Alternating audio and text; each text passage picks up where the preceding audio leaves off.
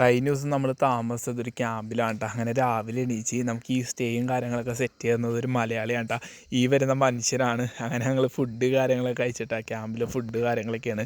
അത് കഴിച്ച് ഇറങ്ങാറായപ്പോൾ ഒരു കിടിലം വ്യൂ ഉണ്ട് കേട്ടോ. ഈ കാണുന്നത് വഫായി എന്ന് പറയുന്ന ഒരു ടൗണാണ്.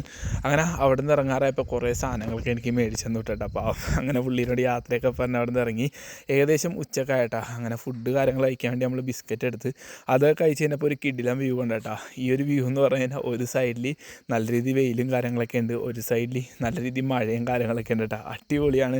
അത് കഴിഞ്ഞ് നമ്മൾ പോയത് ഒരു വ്യൂ പോയിന്റിലേക്കാണ്. അത്യാവശ്യം ട്രെക്കിങ്ങും കാര്യങ്ങളൊക്കെ ഉണ്ട്. അങ്ങനെ നമ്മൾ പയ്യെ ട്രെക്കിങ്ങും കാര്യങ്ങളൊക്കെ ചെയ്ത് കയറി ചെല്ലുന്ന സ്ഥലം എന്ന് പറഞ്ഞിട്ടുണ്ടല്ലോ, അടിപൊളി സ്ഥലവും കാര്യങ്ങളൊക്കെയാണ്. ഈ വ്യൂ ഇല്ലേ, നമ്മൾ വന്ന ആ ഒരു ടൗൺ മുതൽ നമ്മൾ പോകാനിരിക്കുന്ന ടൗൺ വരെയും കാണാം കേട്ടോ.